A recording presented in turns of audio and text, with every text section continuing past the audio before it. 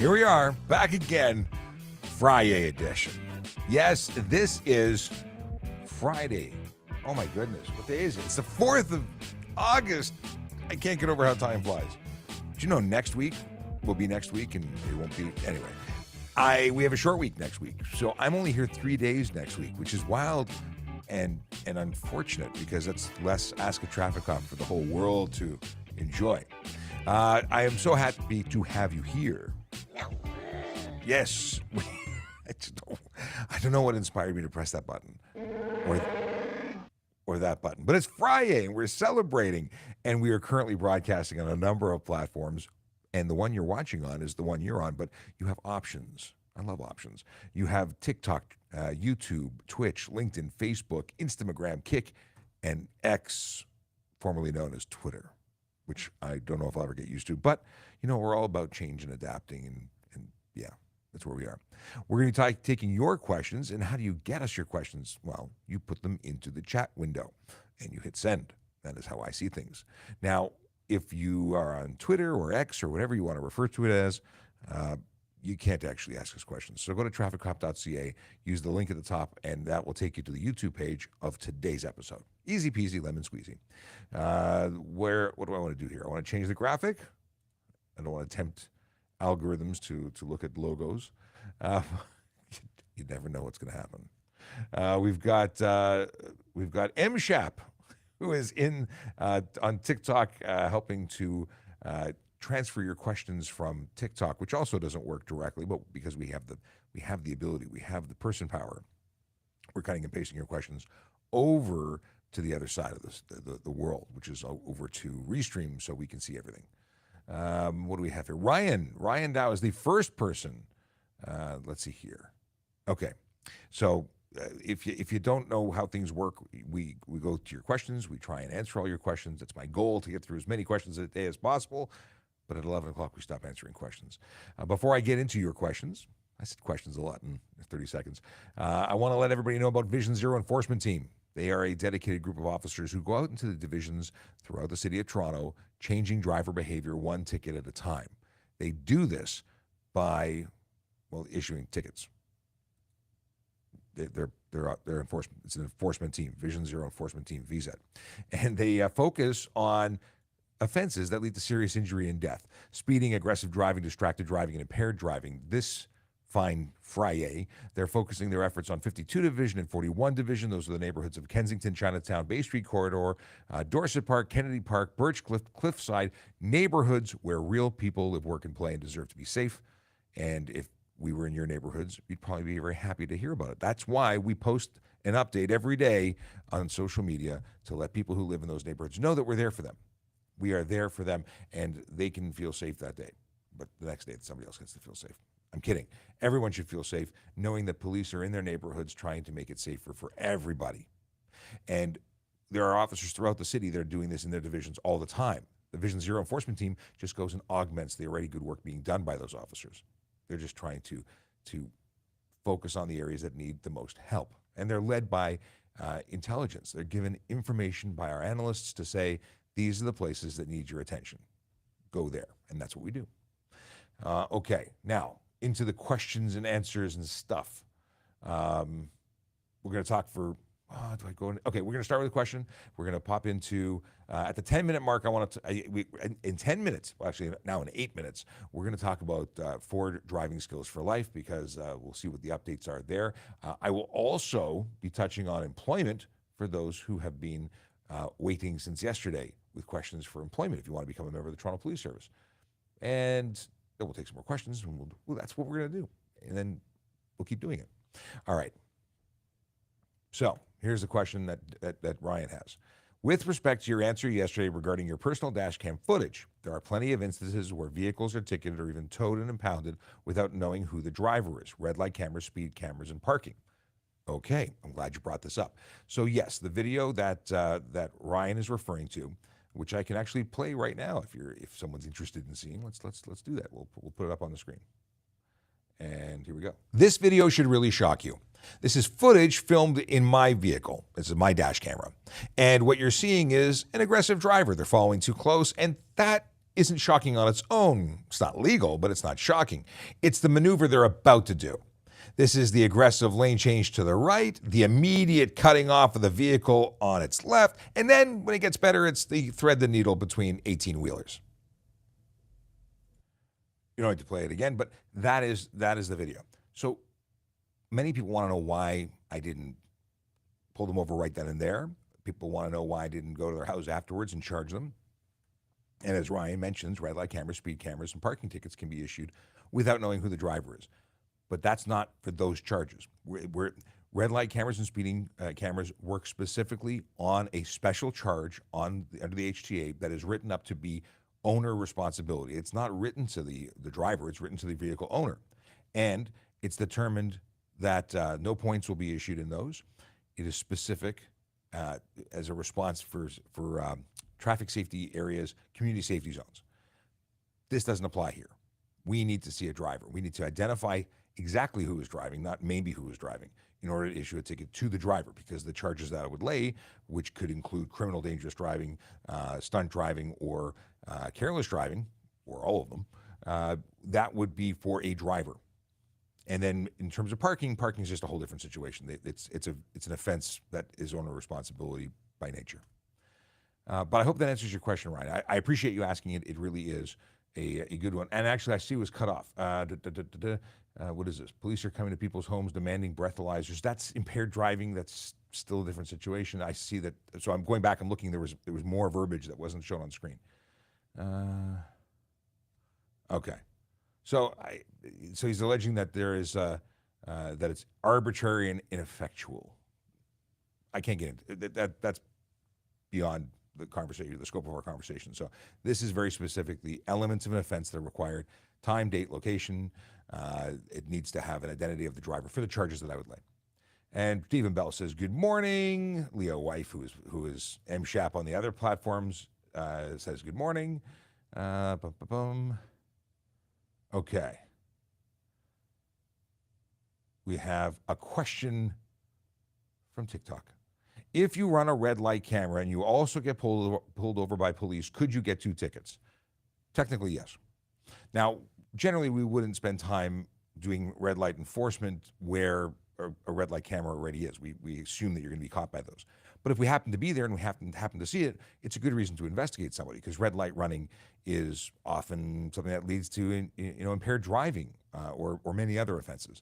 Red light running doesn't lead to impaired driving. It may be the result of an impaired driver. So it's a good reason to investigate, and we will charge you. And when we charge you as a police officer, there's demerit points involved. And when you get a red light ticket, as Ryan's question led to, there's no demerit points. So it's just a dollar amount, and that's important. The ticket written by a police officer is always better from the government, from our side of it, because there's actual consequences involved. It's not just pay the bill and move on. But I appreciate the question. I will say this: if you get a ticket by the police officer and the red light camera, I think you might have grounds to talk to the court and say, I got a ticket from the police officer and I dealt with it. I don't know what they would do in that situation, but it certainly sounds like an argument for them. Anyway, what is this? If someone is trying to get a safety illegally, should I report them? So if you're a mechanic and you are in the business of safety certifying a vehicle, and someone comes up to you and says, hey, I'll pay you a whole bunch of money, but I don't want you to actually look at the vehicle. I want you just to do it because it's not safe and it's totally not for the road, and you wouldn't actually give me a safety if you looked at my vehicle, but here's some money so you can look the other way. Should you report them? Yeah, I think that's a good thing. Really, 2 things could be happening. One, they could be an undercover trying to figure out if you're willing to do it and trying to take your license away. So don't do that, because that's bad to lose your business over something for a couple bucks. And 2, I would report them. Like, that's pretty suspicious, strange behavior. Why do they want an unsafe vehicle that wouldn't pass inspection to be on the road? What are they up to? Why are they doing it? And, if you let them, it's not that you're going to you're not gatekeeping their ability to do it. They're going to go to somebody else, and they're going to keep going to somebody else. So reporting them is, I think, the right thing to do. Non-emergency line, online report, many different ways. Thank you for that question, by the way. That video you post of aggressive driver, do cops want us to report them with 911? It depends. If you think that that person, like the one you saw, is a risk to the life of everyone around, then yeah, that's a 911 call. You see someone who's driving in such a way that they're putting the risk of everybody else on the road, or the lives of everyone else on the road at risk, then absolutely. That driver could have been drunk. Now, granted, that was a pretty risky move. They obviously thought themselves to be pretty impressive drivers. Could they have been on drugs? Maybe. Could they have been drunk? Sure, maybe. Should we be investigating them? Absolutely. The sad thing about that is I couldn't even get enough information to put a reasonable description over, because when I took that video and that video was being taped, it was taped by my dash cam. I caught from the corner of my eye. I mean, I saw them do the aggressive, pass to the right, but it wasn't.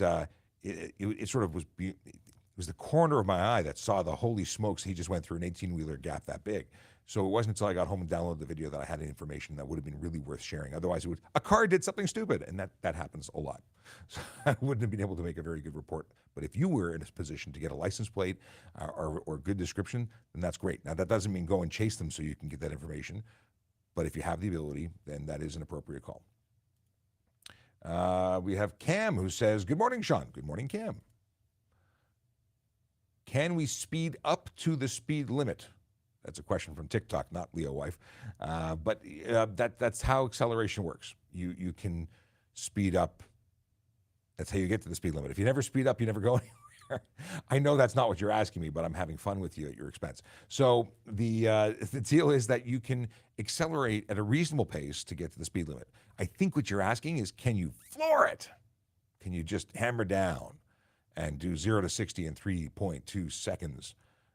That may cause you to be charged with stunt driving, careless driving, dangerous driving. There's a lot of different things that could be laid based on you doing something that is seen as a departure of normal activity. Like this isn't a racetrack. You're not trying to get your 0 to 60 down. So no, don't hammer down. If you're causing pedestrians to jump out of the way, because people gauge what they're going to do based on normal anticipated behavior. So no, you cannot hammer down. I've said hammer down too many times. No more hammer down for the day. I'll do my best not to say hammer down again. I'm having too much fun with this. Okay, let's see. Oh, it's 10:10. 10:10 means I am going to talk to you quickly about Ford. I have to click a button. Ford Driving Skills for Life. Yes, this is going to be held the 19th and 20th of August. And this is where, and I'm not going to play the video because it didn't work well yesterday, but I will put did I say I was going to put a link to it yesterday? I didn't put a link to it yesterday. I'm going to put a link to it after the show today. But this is a free, let me say it again, free course, which is 4 hours roughly long. It's being held either in a morning or afternoon session, either Saturday or Sunday, the weekend of the 19th. And I'm going to be there for both days. A number of our officers from traffic services will be there too, because we're going to be addressing discussions surrounding impaired driving and distracted driving. And then they have professional instructors who will be dealing with all sorts of things like hazard recognition. And their points here on the screen on their website say, learning about the point of no return, how to scan for trouble, minimizing distractions, safety zones, minimum vision lead time, approaching and turning left at an intersection. I need water. But yeah, they're going to be talking. I didn't bring a bottle of water. Come on. Vehicle handling, contact road patches, how acceleration, deceleration, braking, and turn. They got stuff here that's important that maybe you didn't have the opportunity to take a driving course yet, or maybe you got one but you need a refresher. At the end of the day, the deal is free, good opportunity. Go out and drive a car on our closed track that's going to be set up. Not a racetrack, a driving circuit. For you to learn with. There's some really cool opportunities. And, I said I wasn't going to play the video, but I will play the video because I need to get a bottle of water, and it gives me the opportunity to get that bottle of water. Let me load that up. Okay. Now, the event spots, there's 64 spots open on the 19th in the morning, 43 in the afternoon, 74 in the morning on Saturday, 44 in the afternoon on Saturday. Go to trafficcop.ca and go register. It's free. Go get your friends to register. Make a day out of it. Go have some fun. Learn something that could possibly make your life better, safer for everybody. What does it say here? I'm going to read you the blurb. It says here, motor vehicle collisions are a leading cause of death among Canadians under the age of 24. According to the Traffic Injury Research Foundation, TIRF, who we work with all the time, the main factors in teen driving road crashes include impaired driving, impaired by either alcohol or drugs or both, distracted driving, texting while driving, and speed. These issues need to be addressed in any reputable teen safe driving program. They have the solution. Ford Driving Skills for Life was set up to be a critical step in the lifelong learning process of skilled driving, and now Ford has expanded the program into Canada. So this is they've been here before, but they're back again. That's really exciting. Ford Driving Skills for Life, which is called Ford DSFL, was established in 2003 by Ford Motor Company Fund, the Governor's Highway Safety Association, and a panel of safety experts to teach newly licensed teens the necessary skills for safe driving beyond what they learn in standard driver education programs. The program is international in scope, touching not only Canada, but many areas around the world. The basic premise behind Ford Driving Skills for Life is to provide a step in the learning process, providing new skills and information not currently shared with newly licensed drivers in the basic driver education courses. Training is conducted using hands-on curriculum, and the entire program is available at no cost, free. Training conducted under the Ford Driving Skills for Life program addresses the inexperience of young drivers as well as the issues surrounding distracted driving over the past 10 years. The result of this effort have been outstanding. And then I came across something else. I'll put it on screen. And this was about the program. There we go, about the program. So that's what I just read from. But then I found this. Take the pledge. I pledge to drive safe. Safely for myself, my friends, my family, and for the safety of others. Wear my seatbelt and have my passengers wear their safety belts at all times. Limit distractions as a novice driver. I will not use my cell phone while driving. I will not text or use any other handheld devices while driving. I will keep music at a reasonable level. I will not eat while driving. Well, this isn't about law. This is about safety, and that would be safer. Follow the posted speed limit and adjust my speed if required by weather conditions and obey all traffic laws. I like that one. Not to operate a vehicle while under the influence of drugs or alcohol. That's a no-brainer, obviously. Never have too many passengers in my vehicle. Yeah, you can only have the number that you are permitted to have, like the number of seatbelts that are in the vehicle. That's how many people you can have. Speak up each time I ride with friends and feel unsafe. I pledge to be a safe driver. Number of pledge, only 12,936. We can do better. Please go make the pledge. Doesn't matter if you're a teen or not. Make the pledge. Assuming you believe in this stuff, which I hope you do. If you want to register, it's easy to do on the website. All you got to do is go there and do it. Okay, I think I have spoken enough. Let me, at least for a few moments. I'm going to get water because I need it badly, and I'm going to play this video for the few minutes that I'm getting water.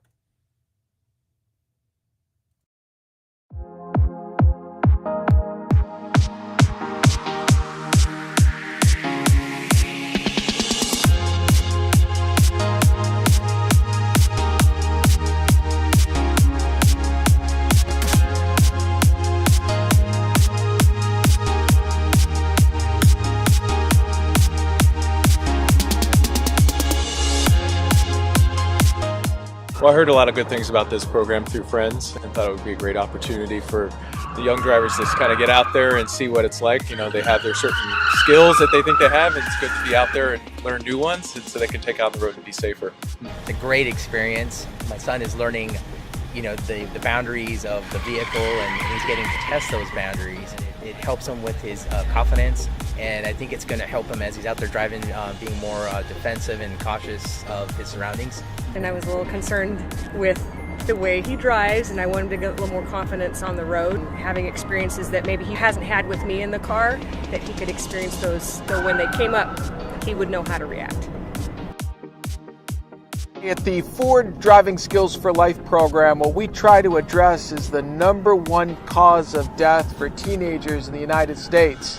And it turns out that that's car crashes. I think it's going to help with my experience in driving. It's taught me new skills already, and it's going to keep on doing that while we're here. But it's going to help keep me safe in the future, and I'm glad for that. We teach the physical aspect of driving. Things like proper braking, vehicle handling, speed and space management, and we give drivers some experience behind the wheel. What's better than most driver ed, it's completely hands-on, which is nice. And with Ford offering the 4 different scenarios, made a huge improvement for my daughter learning to drive.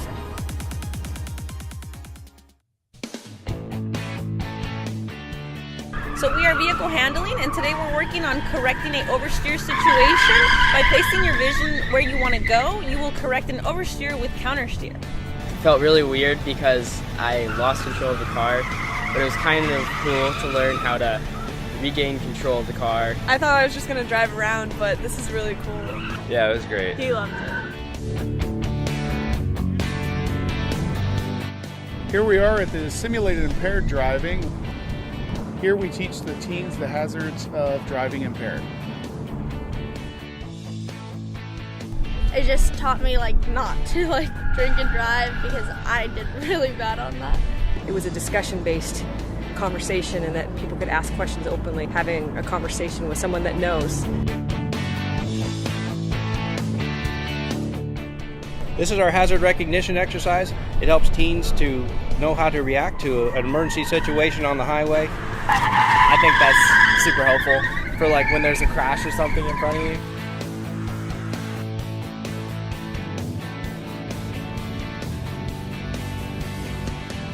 We're here at the distracted driving module, and here we've developed a practical exercise to show the kids how quickly things can get out of hand when using the cell phone and driving.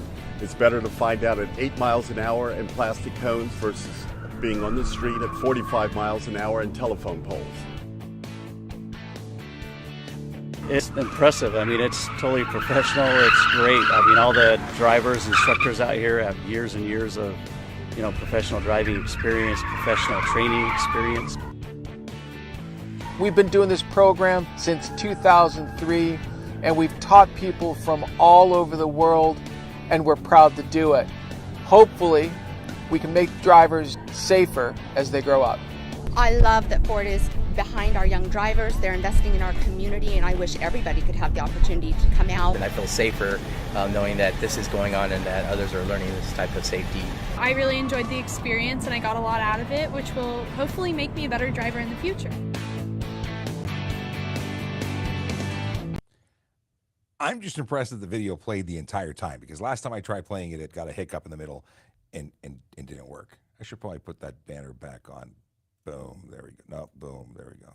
No, boom, there we go. All right, too many buttons.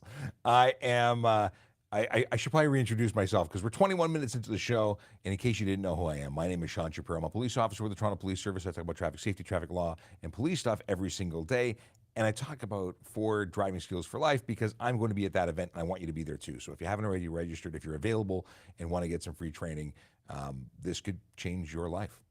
It could change the life of your family. Because if you're a safer driver, not only will you take those skills forward, but you may influence someone else to be safer, even if they're not at that event. So that's really cool. All right, let's get back into some questions, because that's what we do here. Okay, we have. Can you import a vehicle from the UK and use it in Canada? If the vehicle is over 15 years old, you can import a right-hand drive vehicle. And you have to obviously do it properly. There's more to it than simply bringing it over, but it has to be at least 15 years old, and then you can have it here and drive it on the road. If the vehicle has no electronic signals, then you have to use hand signals. But then you also need a placard on the back that says right-hand drive, because you have to explain to the world that they're looking for an arm out the other window. Makes sense. Let's see here. If I am driving and playing a song on YouTube via Bluetooth audio and a cop sees the video playing, is that a ticket? Probably.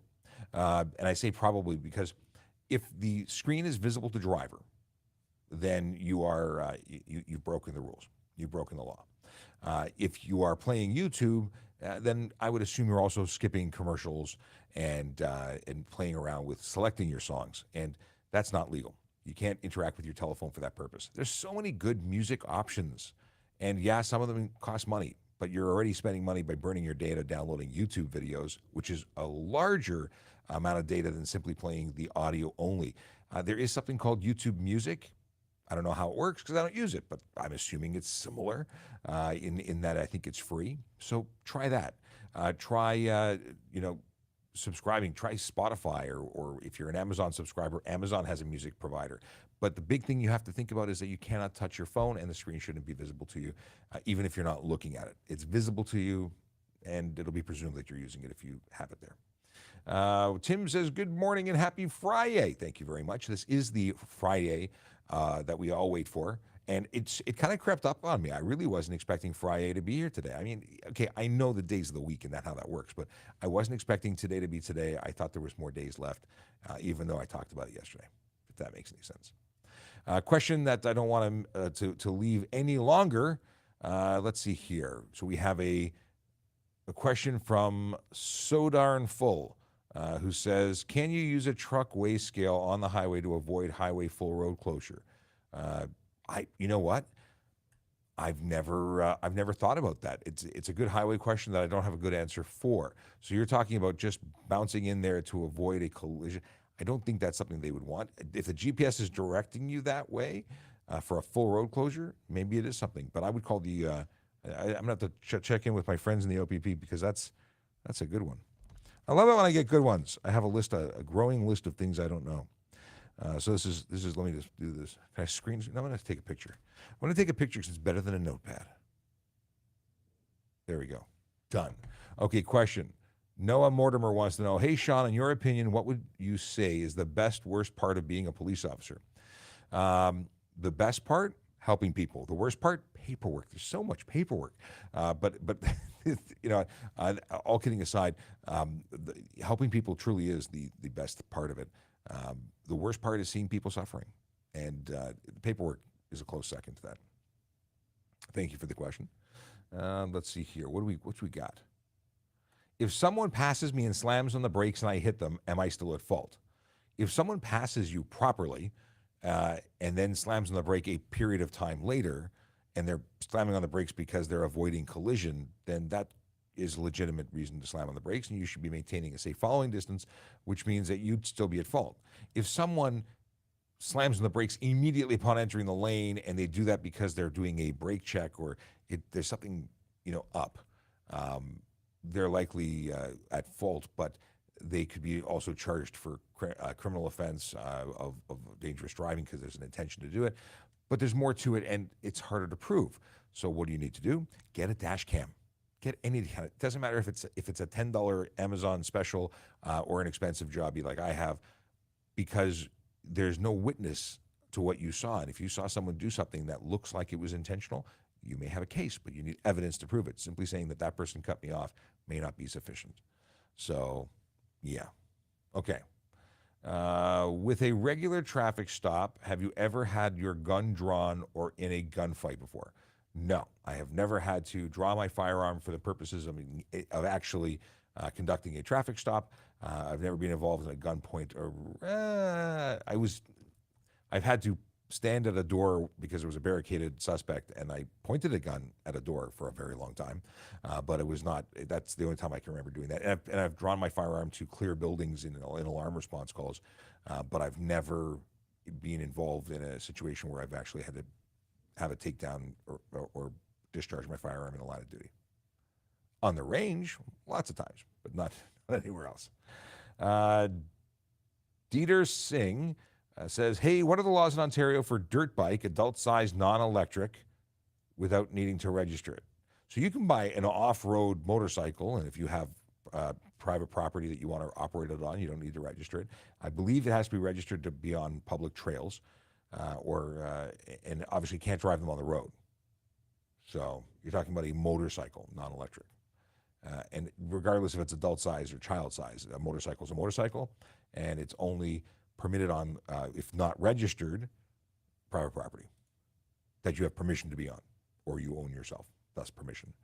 Why are red light camera tickets so expensive? They are double the regular fine because they're in community safety zones, I believe.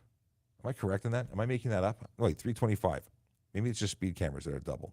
Because I'm referring to the remnants of the conversation I had at TPS Traffic Jam, which is our podcast. If you go to tpstrafficjam.traffichop.ca, it'll take you right to the page for the podcast. You can listen to the one with the automated enforcement team because they are the people. It's not a Toronto. The red light cameras and speed cameras are not Toronto police operated. These are City of Toronto operated programs. Okay, red light.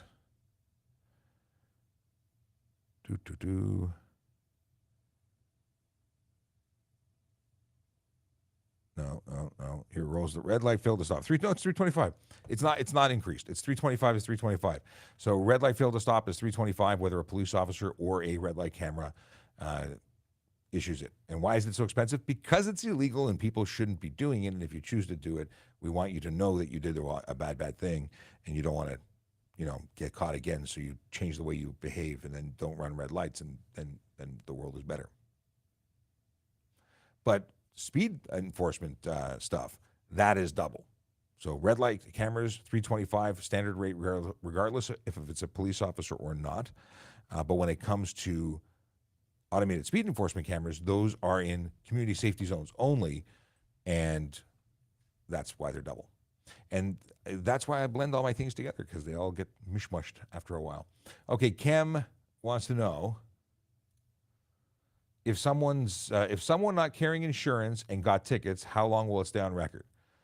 So driving with no insurance, or do you mean not carrying the insurance paper, the proof of insurance? Because on your driving record, the offense will stay on if you've been convicted for 3 years from the date of conviction, and that's it. That it comes off your current section, your current record. If you're driving without insurance, that's under the Compulsory Automobile Insurance Act. I would assume it's a similar timing, but we always see it forever. Like the police and the government will see it forever. But insurance companies, that's part of their current record. They only see it in the last 3 years. What happens if I have dark tint of 6%? 6%. Now, 6% means that 94%, math bad, 74, normally it's 30 and 70. So anyway, 30% is the maximum you're legally capable of being certified to be on the road for. Still not legal if it prevents the police to be able to see inside the vehicle, but that's a different story. But if you have 6%, that means that 94% is blocking, and that means that you're an unsafe vehicle, and your vehicle can be pulled off the road for unsafe. Actually, there's two ways to go. You can get a $110 ticket for your side windows, a $110 ticket for your windshield, for obscuring it both interior and out and externally. So blocking your view out and blocking your view in. So there's technically 4 tickets there, plus drive unsafe motor vehicle, plus remove your plates, get a tow truck to take it to the shop or home, and then you have to apply for your plates again and then get a certification before you can apply to have it back on the road. So yeah, don't do that. Bad idea. Is the front ticket, one second here. Is the front tint ticket liable if the police officer doesn't measure the tint? We do not need to measure the tint. You cannot have any tint on your front windshield. None. So if you tint the front window and we didn't measure it, well, we don't measure it. It's not part of the act. It's not part of the offense measuring. It's not allowed to be there at all, zero zilch. In fact, not only would having any tint on your windshield be illegal from the perspective of obscuring and blocking your vision, but it's also unsafe motor vehicle because you cannot certify a vehicle with tint on your windshield, thus you lose your license plates and so on. If you just got a ticket and you didn't get your plates pulled, I would thank that officer because they were kind to you, and they've afforded you the opportunity that I would not have. I've had people pull the tint off of their windshield at the side of the road to avoid being towed, though. So if they're in a good mood and they do that for you, they're being nice. Can we use Road Watch to report aggressive driving? I don't know what Road Watch is. What is Road Watch? Now I got to Google it. Road Watch, everybody Road Watch. Is there a song? Road Watch. I'm Googling it. File a Road Watch complaint. Road Watch home. Let's check it out. Road Watch. Watching the road when you need it most. I have no idea what this is. Sensors, data conversion, accessories, calibration. Come on, what is this? Okay, obviously I need to do some research because I've never seen this before. Field calibration, moto mirror. Is that a truck device? Road Watch. Okay, I don't know nothing about this, but I am now on their website, so I'm going to check it out. I'm assuming that I'm on the website that you're talking about. It's a product? I don't know. Let me know what this is. Send me a link or something. I want to know more.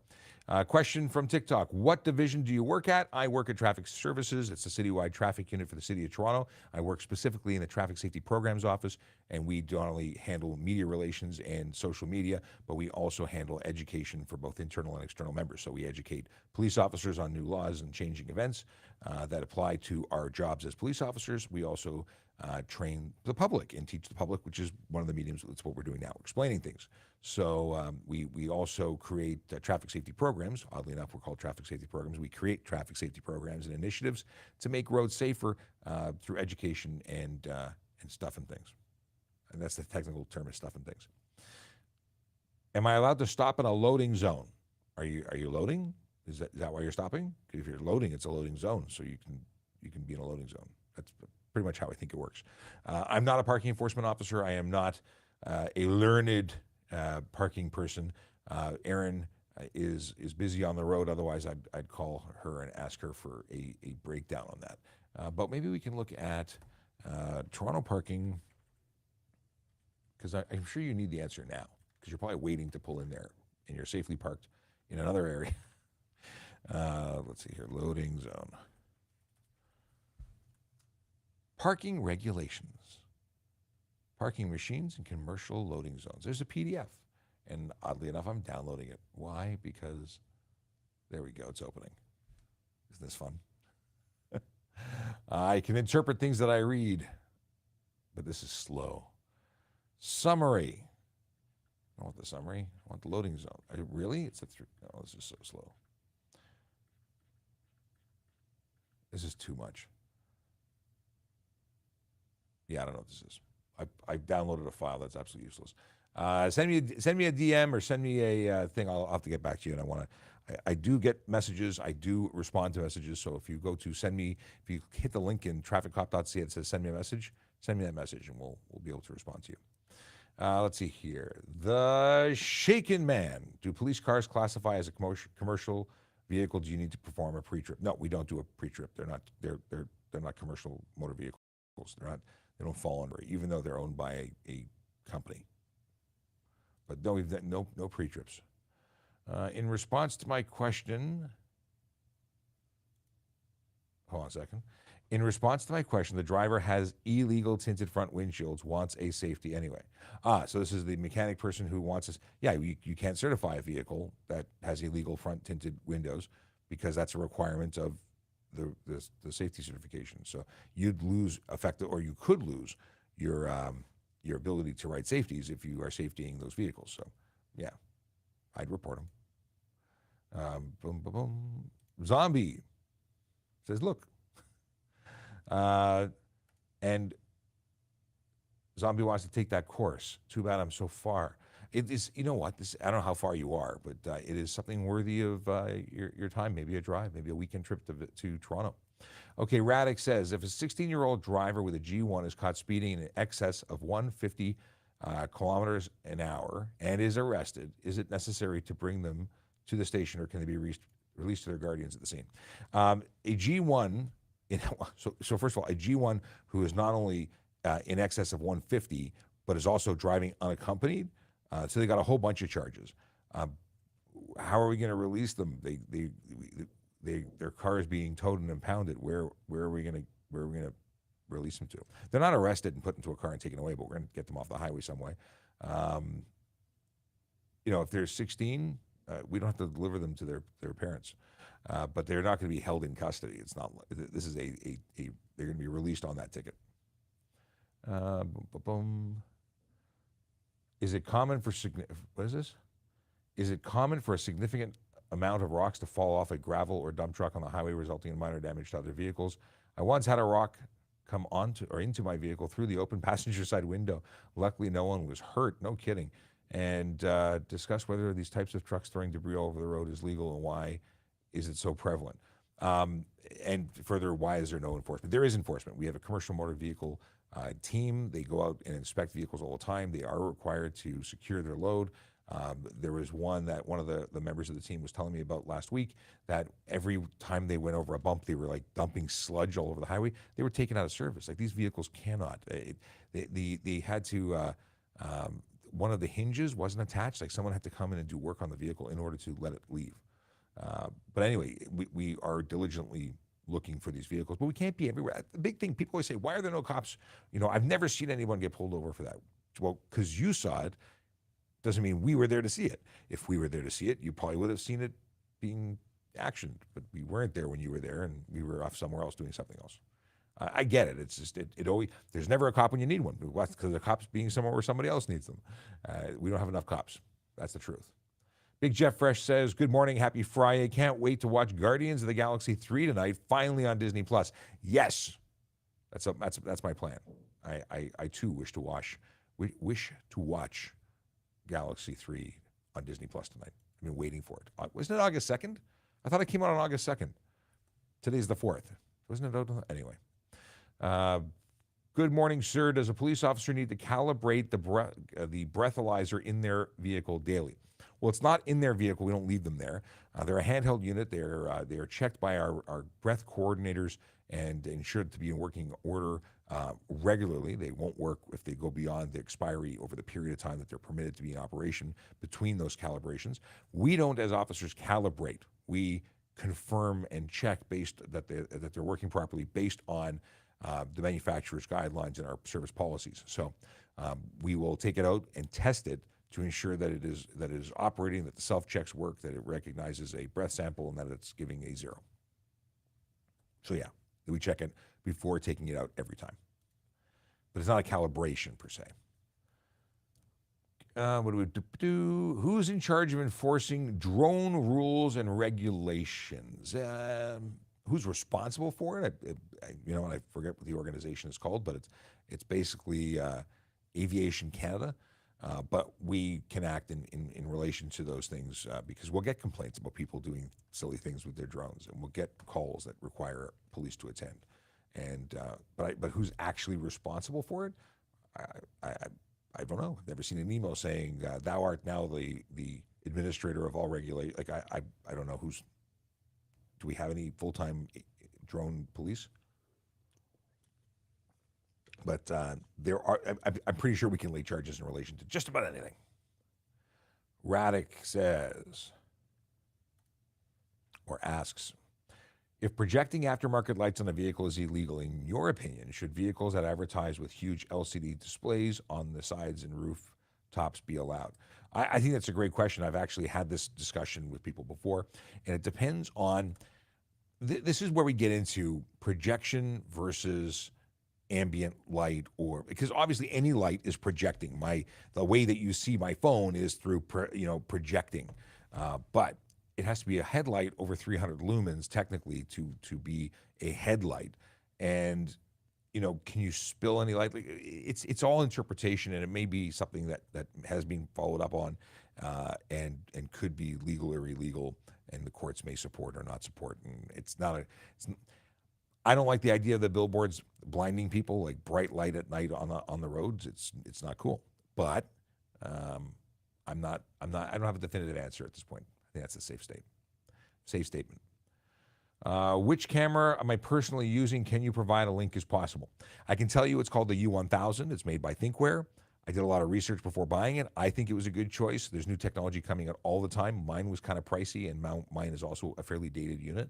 There might be better stuff available. So really the advice I would give you is do two things. Research everything available and then make the best choice you can for the budget you have. Because I think mine was over $500 on sale. I think it's like $600, and that's not even all the options. Like there's a radar unit available so that it can trigger an incident if somebody walks close to the vehicle. I didn't buy that.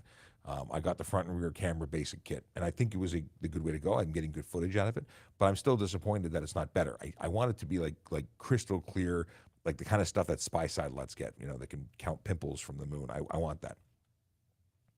Adam says, let's try here. What are you trying? Hi, Adam. If someone changes lanes, what is this? If someone changes lanes but hits me because I'm in their blind spot, who's at fault? they are. You shouldn't stay in their blind spot because that's a bad place to hang out, knowing that people can't see you because that's the blind spot. It's part of, the education when you take a driving course. But everyone is responsible for the movement of their vehicle, and if they're changing lanes without ensuring that the place that they're going into is safe for them to go into, well, they're responsible. That's what shoulder checks are. Blind spots are when you don't check your shoulder. Blind spots are when you rely on your mirrors. It's not a blind spot if you turn your head around and actually look out the window and use your mirror properly.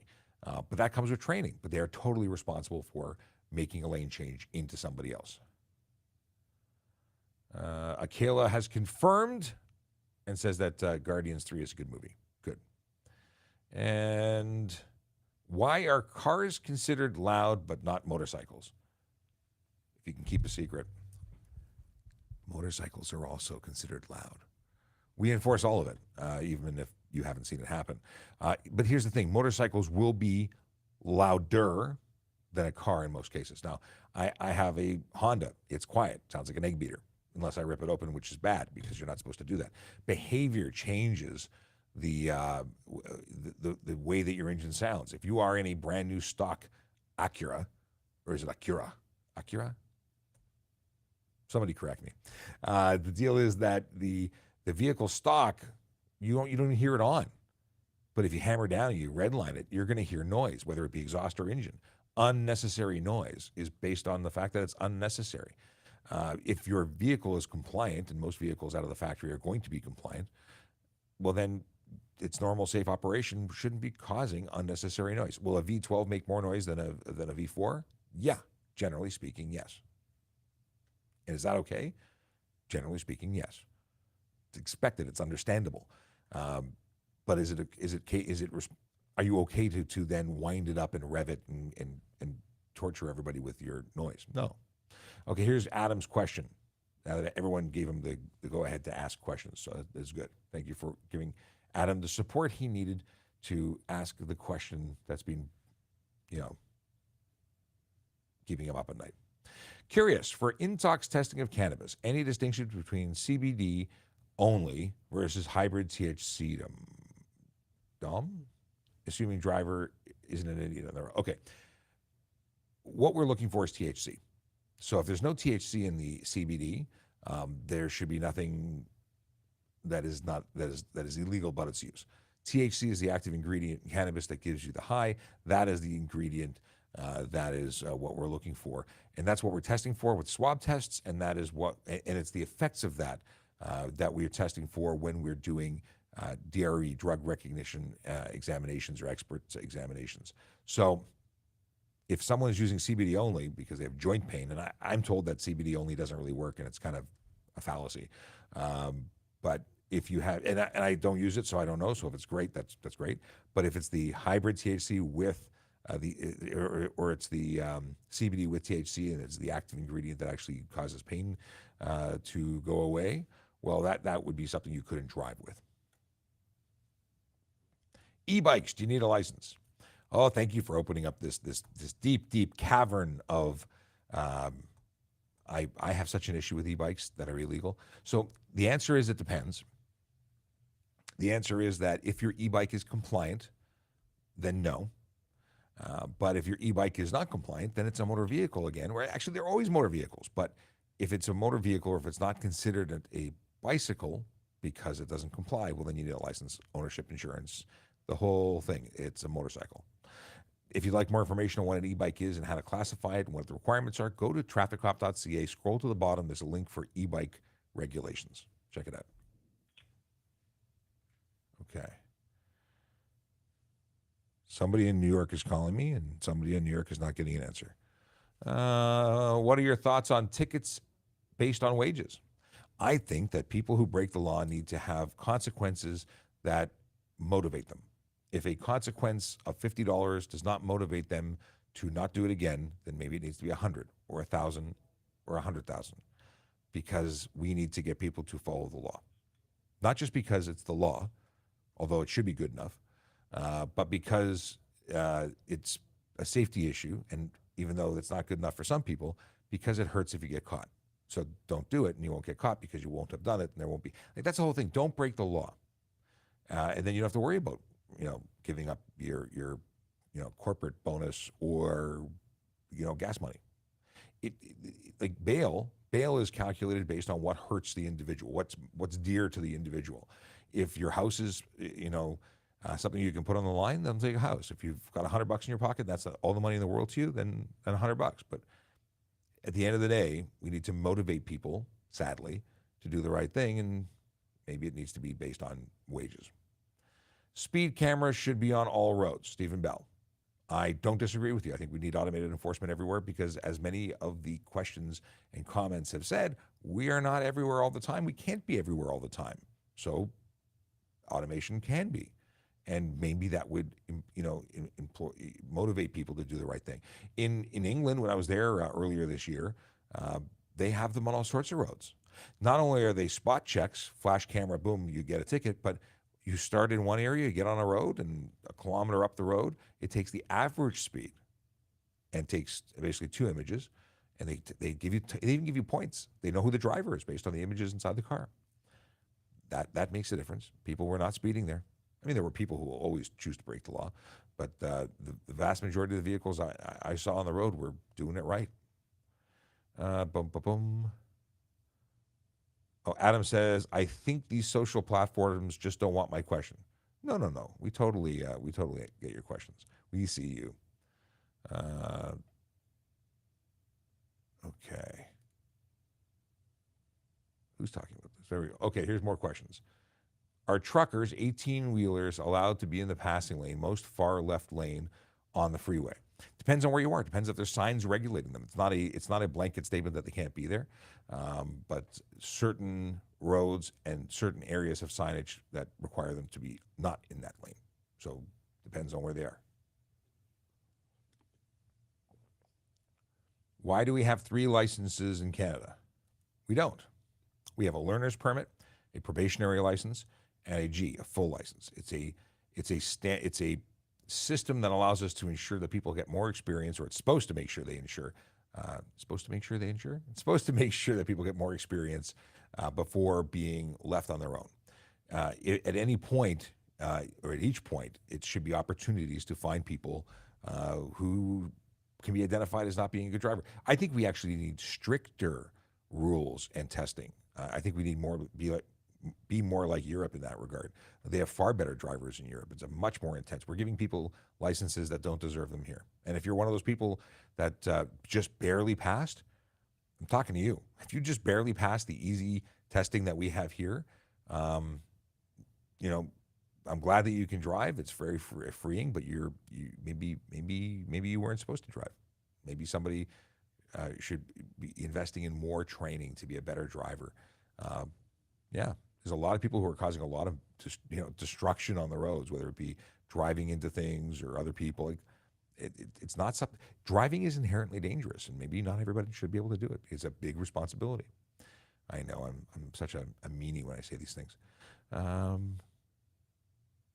Is it legal to go to an off-road track on a dirt bike that's 5 minutes away from me on road? It's illegal for you to drive an off-road only motocross bike, a dirt bike, a gas-powered motor vehicle that is off-road only. It's illegal for you to operate it on the road at all. So if it's 5 minutes on the road or 10 minutes on the road or 1 minute on the road, if you're on the road, you're breaking the law. And you're driving uninsured, and all sorts of wonderful charges are coming your way if you get caught. You trailer it to that or walk it, but you cannot operate it on the road. What are the fines if a twin drove on their sibling's license? They're driving with no license. They're impersonating somebody else. If they surrendered a document, there's one about, it's an identity charge. But I've pulled up, not twins, but I pulled over someone who gave their information as though they were their brother.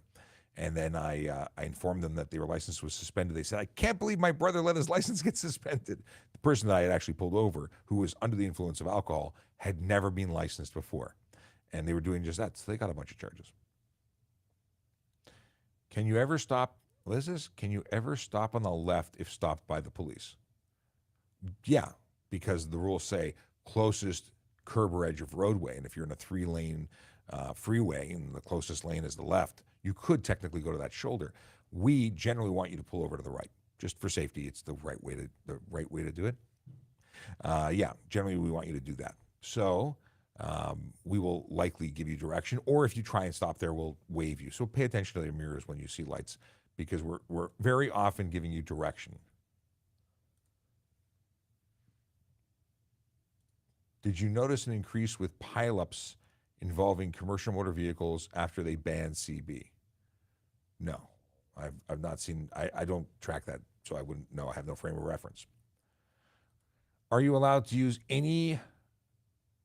Oh, are you allowed to use any color for fog lights and headlights, or headlight bulbs and or fog lights? You can use white and you can use yellow. Those are the only two legal in the province of Ontario. What are the fines for going 180 kilometers an hour with no lights on at nighttime? Improper headlights for one, stunt driving for two, possibly criminal dangerous because you're really silly. So you might get yourself arrested. It's why? Why would anyone do that? Yeah, I'm going to stop responding to you because otherwise I'll get rude and get in trouble because it's a silly question. Do you have to give your name to a cop in Canada if you've done nothing wrong? Well, it doesn't mean that you, so yes. First of all, if you're operating a motor vehicle, you must provide identification upon demand for a reasonable inspection of a police officer. You're behind the wheel of a car, there's no question. If you're being investigated by a police officer anywhere at any time for an offense, then yeah, because if you choose not to, whether you believe you've done something wrong or not, you can get arrested for not identifying because you're impeding an investigation.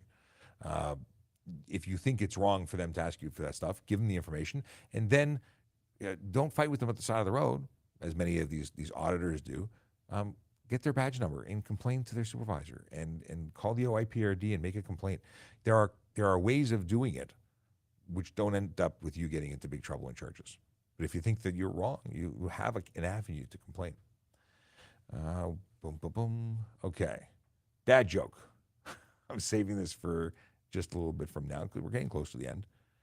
If you're turning left at the intersection, how far into the intersection can you go? So you want to stack the intersection, get ready. You can't be so far in that you're blocking left turns from the opposing traffic. You're allowed to move into the intersection. I've never measured it. I've never even thought about this before because it should be obvious. You can move in, usually about a car length in, and there's something called an S-turn that most driving instructors will teach, and you should do that. If you don't know what an S-turn is, we'll talk about it next week when we're back.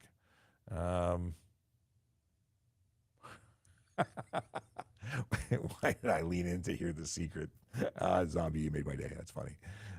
Code 3 Alberta says, good morning. Well, it's still good morning. A little late to the party, but good morning nonetheless. Thanks for the hello. By chance, are you in traffic? Sorry. By chance, you are in traffic. Are you allowed to block the intersection while waiting to move ahead? No? I don't know what you mean. You're not allowed to block an intersection. You can enter an intersection while waiting to make a turn. If you block an intersection because you think you're going to get through and then you actually block the intersection because the lights changed and now you've created a gridlock situation, well, you can be charged. What? Okay, can I drive with my Velociraptor costume on? If it doesn't obstruct your vision, you can't be covering your face and eyes and whatnot. I think that you'd probably get pulled over. Yeah, just thinking. Is a Ninja 650 ABS KRT legal in Toronto?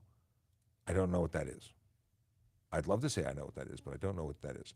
And it's too many acronyms. Let's see. Let's see what this is. Ninja ABS KRT. Ninja 400 ABS KRT edition. Well, I don't know why this wouldn't be 2020 400. I don't know what this is. Is it not street legal? Is it a track only bike? Yeah, I assuming it is legal and not a track bike. It looks like it's got headlights. Looks like it's got mirrors. I would assume it's legal if you can. And it's not a Toronto thing. It's a province thing. If it's legal for sale and can be plated in the province of Ontario, it's good. What is the question here? I'm assuming this is lane splitting. Sean, on a major highway and stopped, can motorcycle driver drive between motorcycle rider go between cars? No. No, that's lane splitting. That's careless, stunt, or dangerous driving, depending on the observations of an officer. So don't do that. Is there a law against playing excessively loud music while driving? Yes. It's unnecessary noise. Same as if your exhaust system was making noise. Adam follows up and says, thanks, Leo, wife, and Sean. I appreciate the clarification. It has been a point of contention and kept being told that doesn't matter. Cannabis is cannabis. Cool. Silly questions. Okay, that one's silly because it's repeated. Mohan Prasad has a question and he believes it's tricky. Oh, okay. Let's have a look.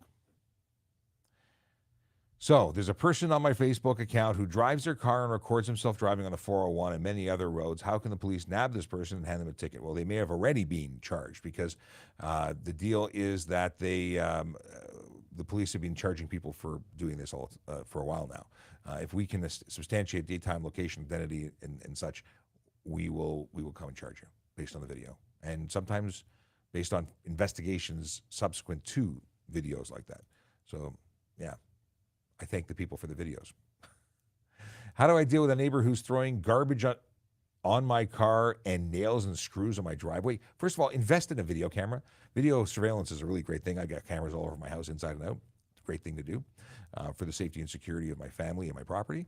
I do that. You should do that too. It's not even that expensive anymore. You can get stuff like for a couple $100. You can do it. You don't have to necessarily. Anyway, there's lots of technology. This isn't a tech channel, but there's lots of technology available to do this. You want to get that evidence, you want to call police. You make a report, and how do you know it's the neighbor, right? That's why you need the video evidence. But definitely that is something not allowed. But don't engage the neighbor. If they're doing this, going and saying, hey, stop doing this might escalate things. In fact, even calling the police might escalate them. But you want to do it with the police where there's a record of the events as opposed to trying to go and deal with it directly, because obviously this person is having some problems. Why are secondary highway posted 80 when all other provinces it's 100? Well, every highway is, every road is a highway. So I don't know what you mean. There's like Highway 7, in most places it's 80, unless signed otherwise. I don't know what other provinces do, but our rules are our rules and their rules are their rules. And they can do what they want, we can do what we want. That's what apparently we want. Chase from TikTok comments, can I drive around if I have an insurance quote and it'll be active in a week? I've charged people for this. I've been provided. I called TD and they told me it's this much money. Here's my quote. That is not insurance. You must have active insurance on your vehicle for the purposes of driving. And if you do not, I will charge you, or somebody will charge you. And not only do we have even if we don't charge you at the roadside because we didn't figure it out at the time, we have up to 3 years to lay that charge. And boy, oh boy, $5,000 to $25,000 and up to 6 months in jail for your first time. It's a great way to go. At least it's good for me. I like writing those charges because the person who's doing that is putting everybody at risk. And people say, what's the big deal? Insurance is a scam. No, insurance is incredibly important. From someone who's been in a collision, that the vehicle was taken out of the game, and $20,000 of damage, not to mention probably $10,000 of rental fees, not to mention all of the medical stuff related to, this isn't even my work collision. This was one that almost a year to the day later in my personal vehicle that someone pulled out in front of me. It is a miserable thing to be stuck in a situation. If you were someone who was not at fault and some uninsured clown decides to cause a collision, and whether they decide to or they just happen to, and you are now replacing a vehicle under your insurance and your rates go up. Anyway, insurance is not a scam. It may not be fun to pay. No one likes paying it, but it's very valuable, especially when you find out that bad things can happen to good people. So it's 11:02, and that means that no new questions will be accepted. I don't even see that. I do see there's a couple more questions that came in just under the wire, so we'll hit those before we say goodbye for the weekend, and it's a long weekend. Oh, yeah. And I'm here for a short week next week because I'm off next Friday too. So it's Tuesday, Wednesday, Thursday next week for Ask a Traffic Cop. That's it. That's all, which makes me sad, but also kind of happy for different reasons altogether. Okay. Is it true that cops can't chase bikes Well, it's less about can't and more about often don't.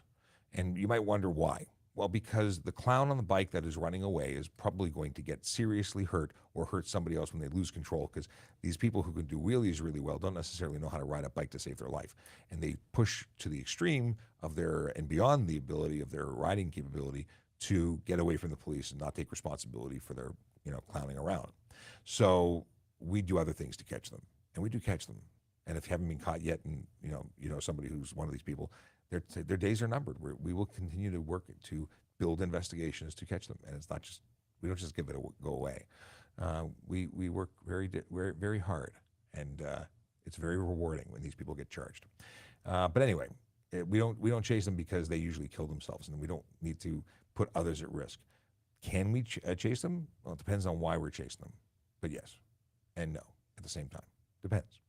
That's what depends is. Depends. It's yes and no at the same time. If a passenger had a license suspended, but they're in an emergency, let's start this again. If the passenger had a license suspended, but there's an emergency with the driver, can I move the car?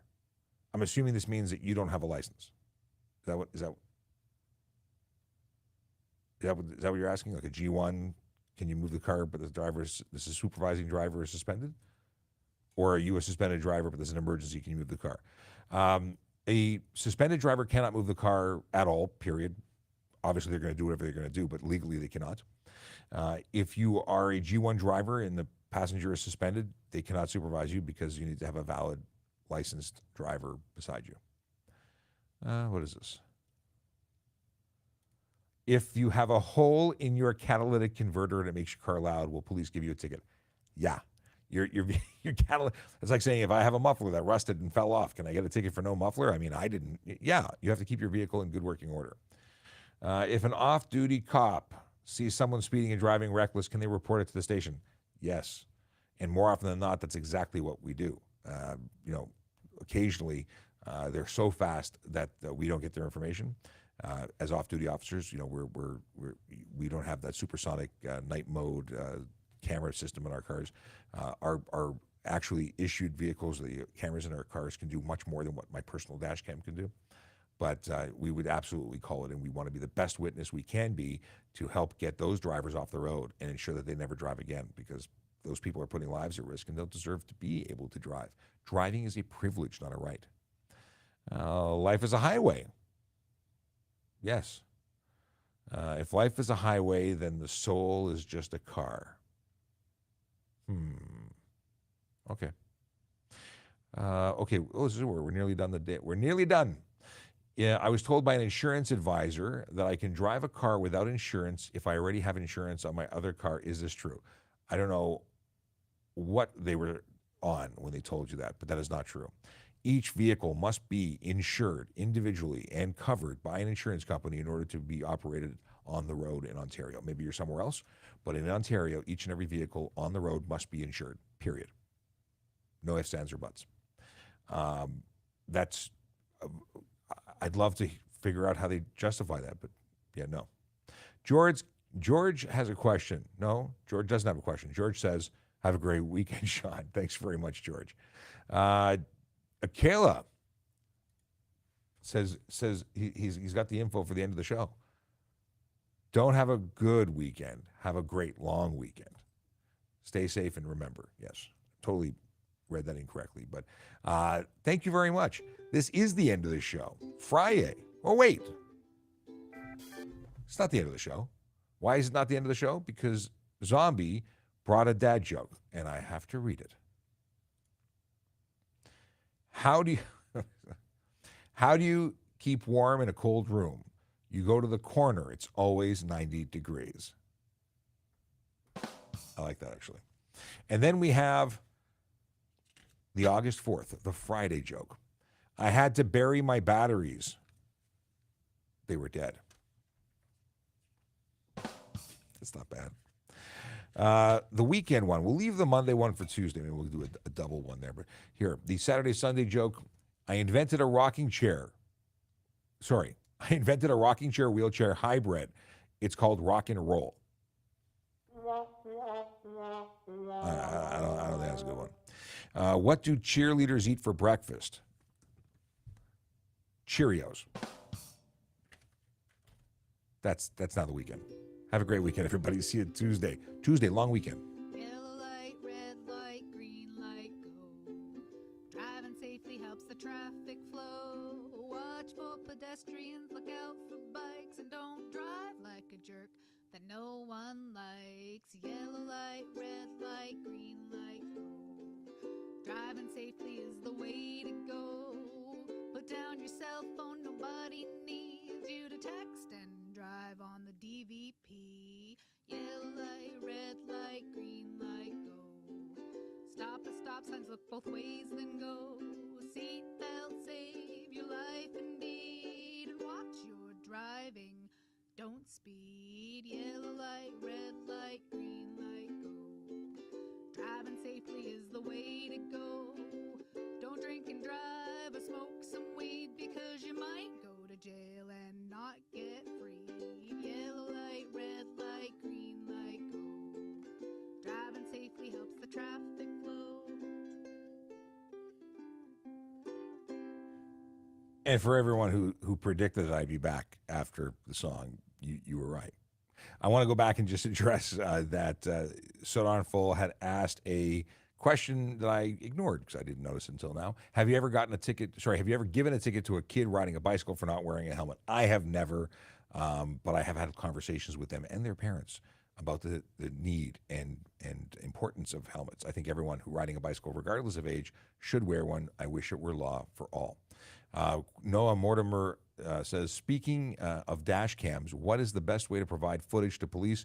Is it preferred to be emailed or in the actual SD card handed over at the scene of a collision? At the scene of a collision, the SD card would be the best. We put it into to evidence, and it just flows with the case.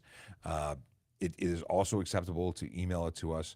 A link from Dropbox or a file from YouTube would be great. From there, we can get that video, but Dropbox is probably the best. Our online report system, regardless of a collision, an online report system where you're making neighborhood complaints about driving, you can do that, but it doesn't accept video files. So that's, again, a link to a Dropbox would be ideal, or the equivalent. And then I say goodbye for real. Have a great weekend. So drive sober, drive safe, park legally, and have a lot of fun, because this is it winding down the summer? Is this a scary, scary truth that summer won't be here forever? That's depressing.